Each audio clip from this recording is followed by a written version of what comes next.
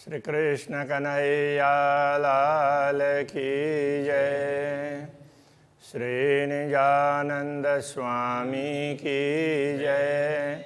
श्री प्राणनाथ प्यारे की जय।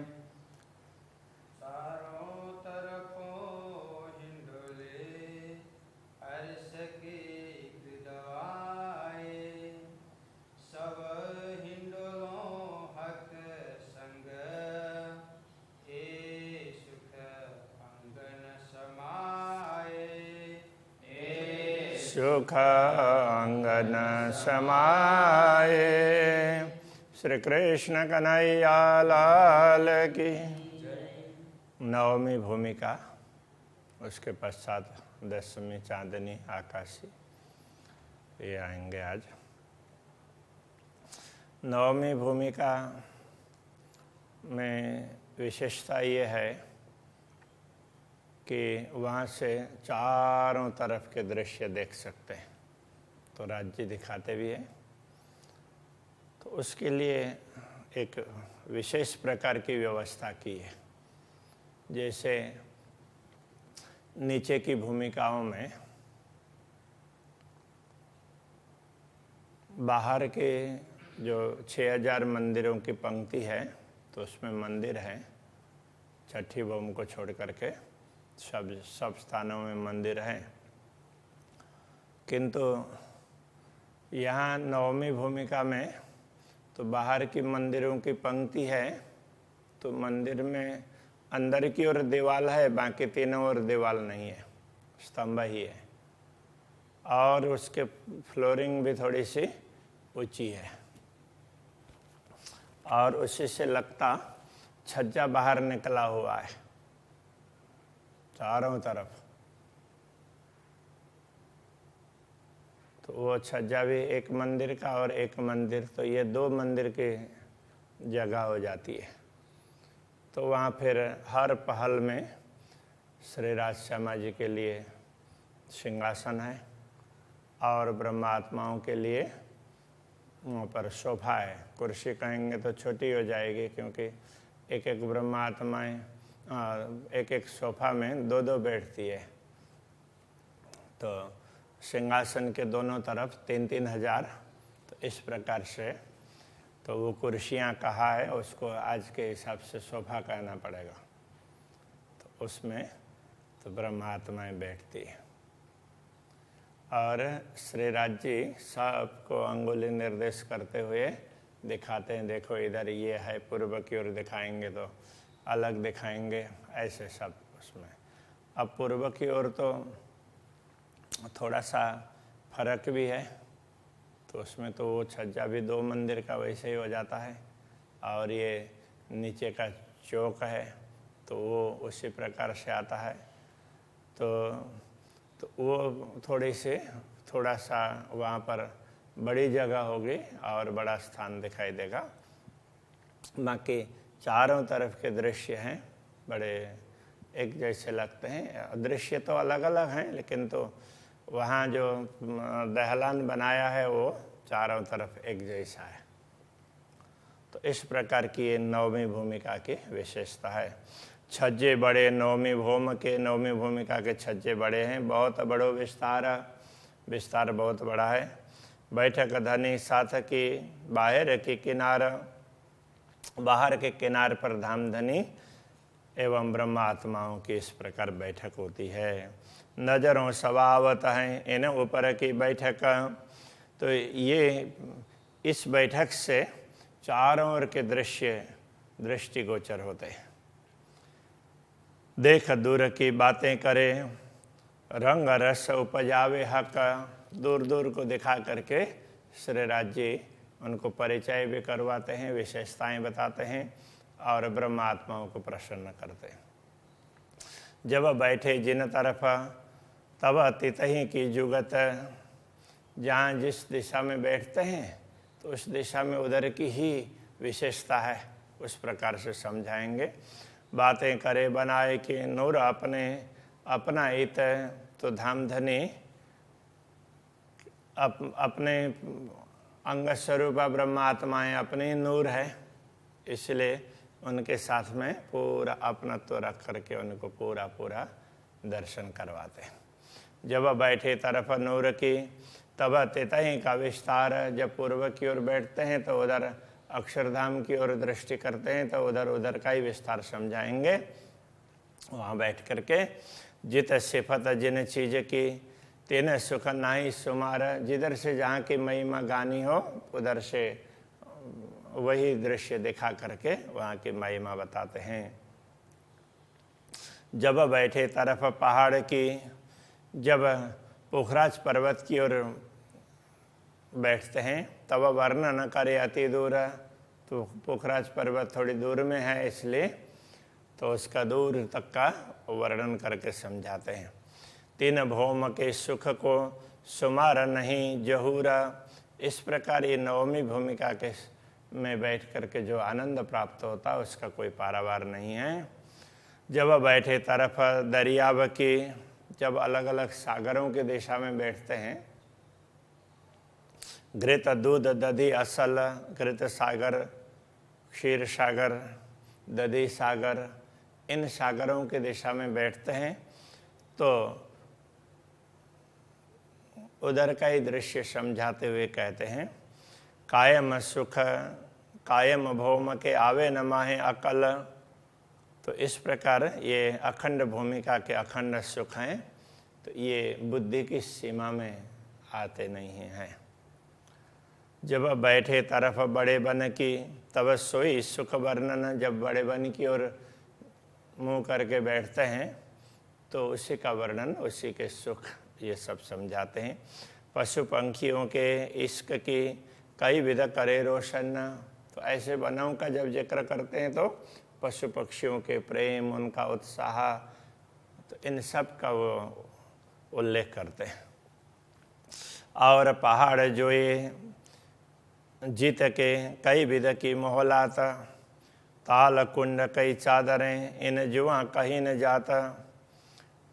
पोखराज पर्वत और जहाँ से यमुना जी प्रकट होती वो पहाड़, उसकी बात कर रहे हैं, तो ये पोखराज पर्वत की बात कर रहे हैं।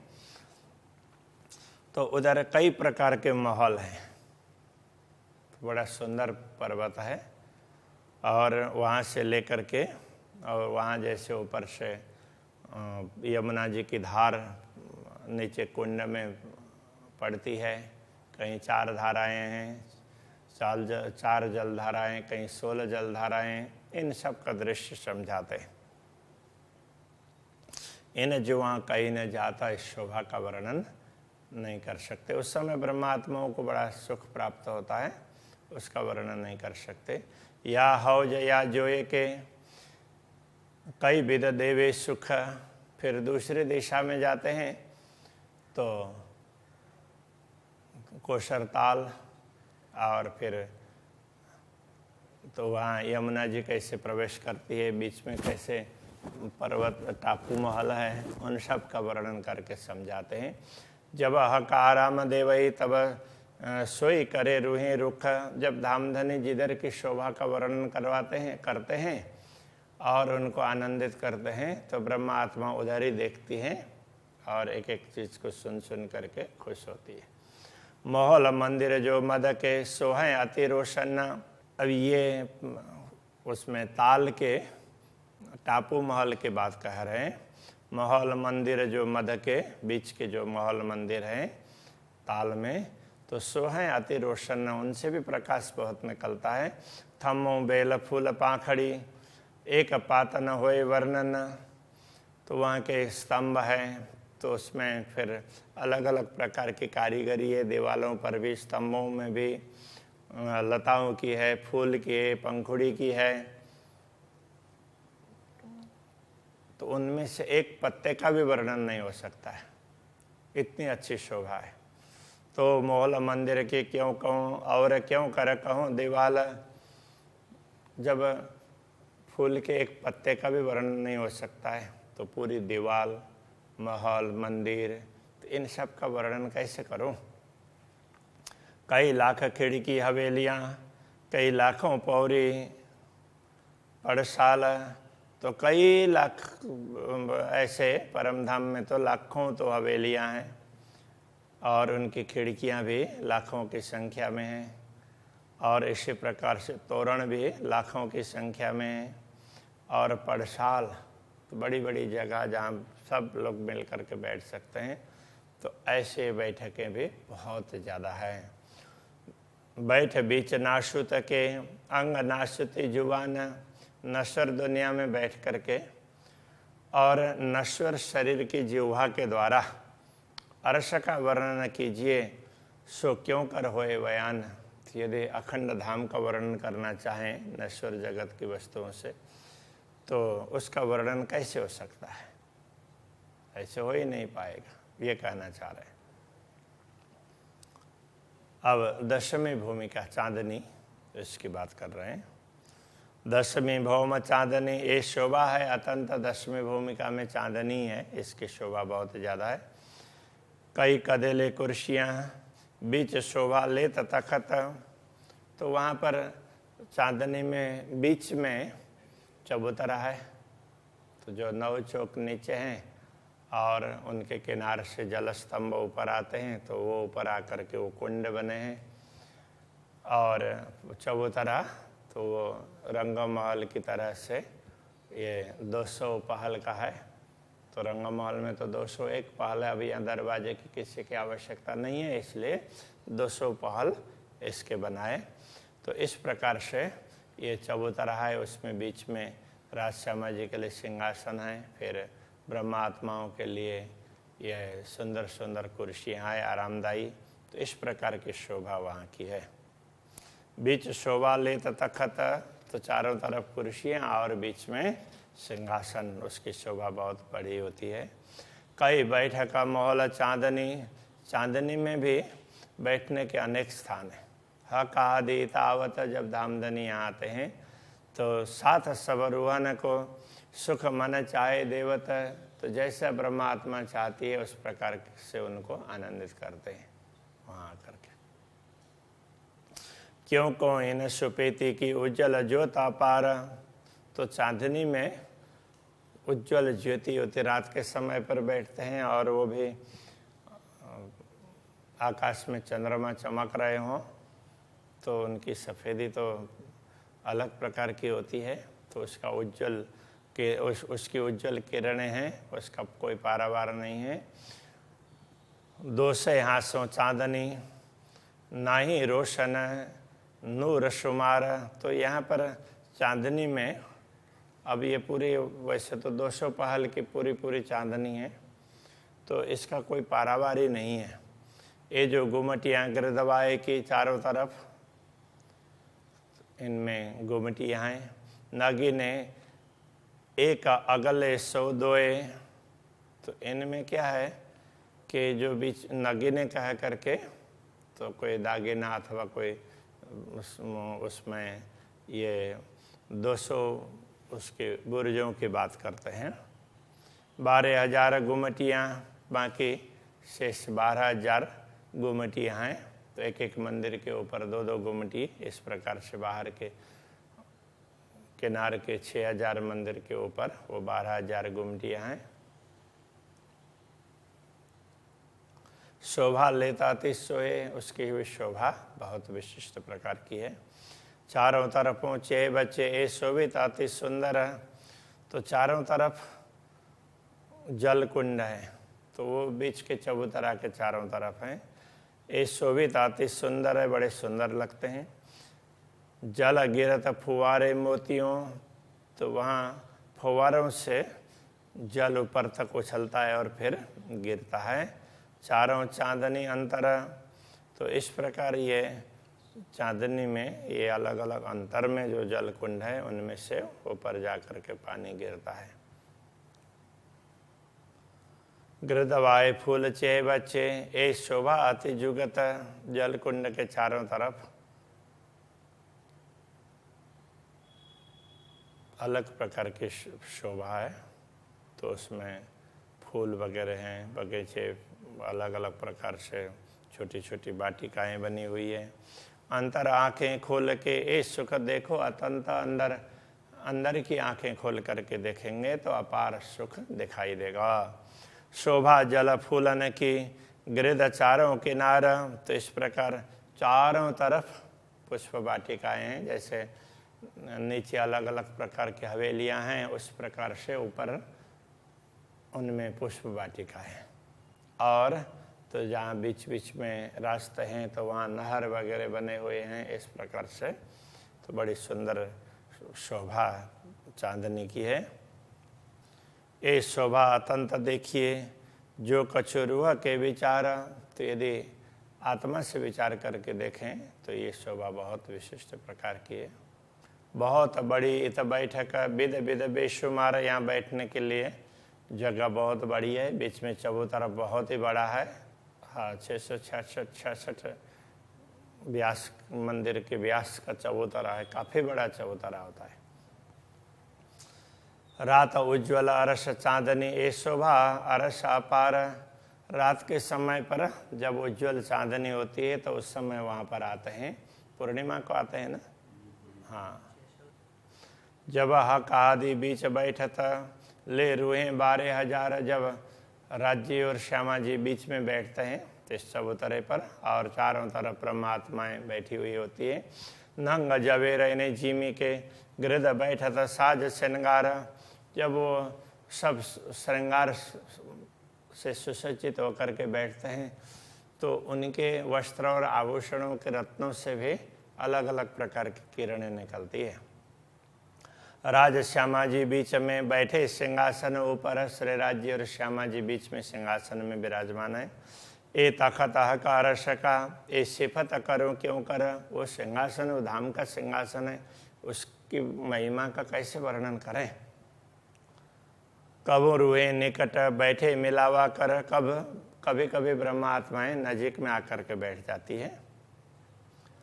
हास्य रमुज सन्मुख पिए प्याले भर भर। श्री राज्य के मुखारविंद से अलग अलग प्रकार की विनोद वाली बातें सुन सुन करके बड़ी प्रसन्न होती है। कई विध की इत बैठक जुदी जुदी जिन्हें से यहाँ बैठने की अलग अलग व्यवस्थाएं हैं, अलग अलग रीत है। चारों तरफों अरस के देखी और पे और सरस। यदि चारों तरफ जो किनार में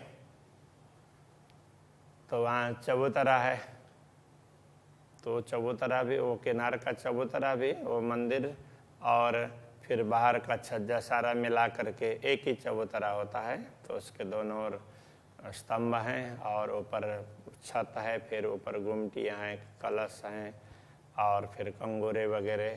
तो इन सब की शोभा है। फिर वहाँ पर ध्वजा पताकाएँ वगैरह भी लहराती हैं। तो वहाँ बैठ कर के चारों तरफ देख सकते हैं। तो ये भी शोभा एक अलग प्रकार की है।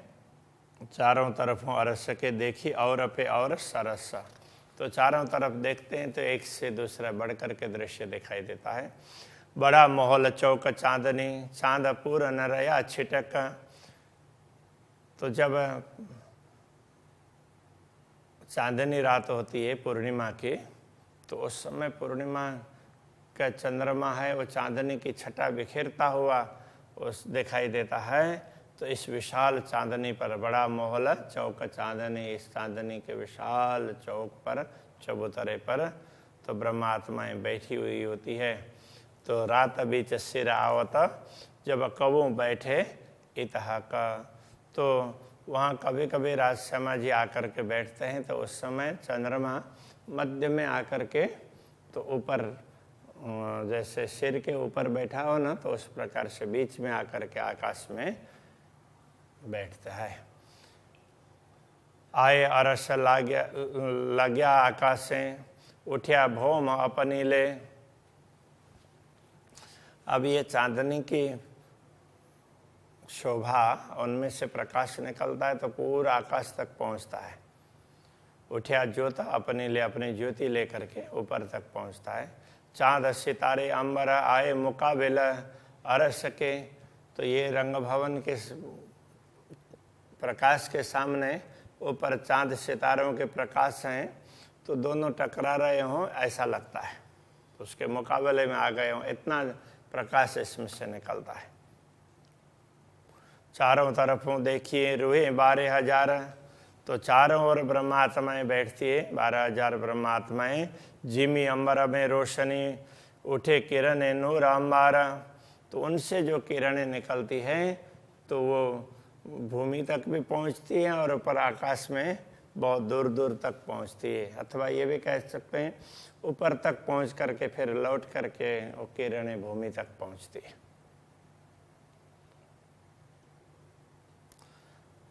ऊपर चांदनी बैठक देखिए नूर द्वारा, तो चांदनी में ऊपर बैठ करके अक्षर ब्रह्म के भवन के द्वार को भी देख सकते हैं।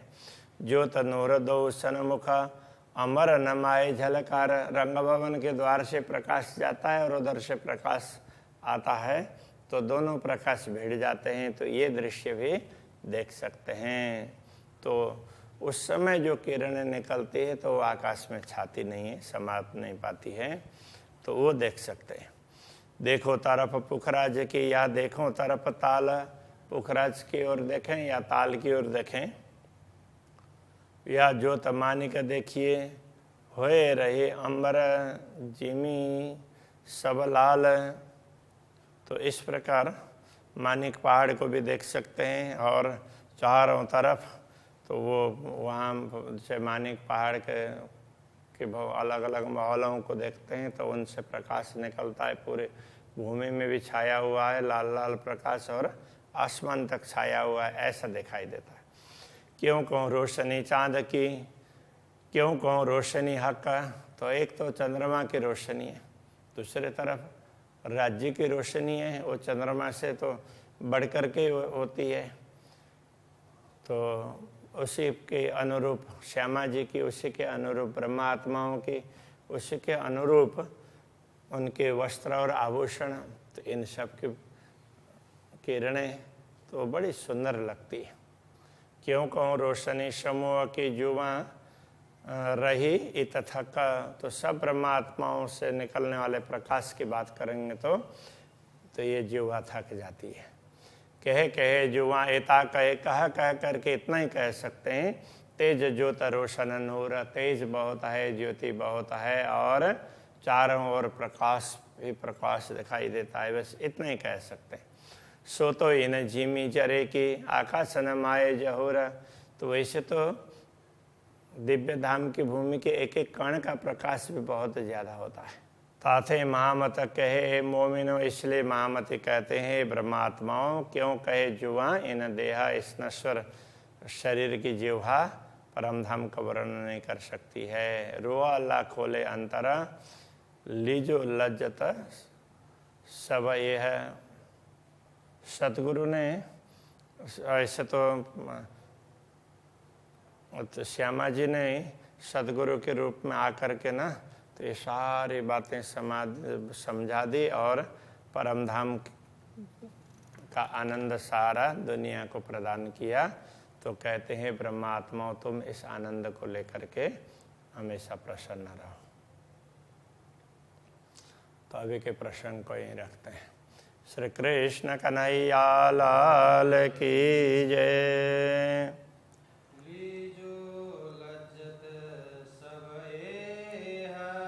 लीजो लज्जत सबएहा, ताथे मोहम्मद कहे मोमिनो, ताथे मोहम्मद कहे मोमिनो, क्यों कहे जुआ इन देहा, क्यों कहे जुआ इन देहा, रूह अल्लाह खोले अंतर, खोजे अंतर, लीजो लज्जत सबएहा, लीजो लज्जत सबएहा।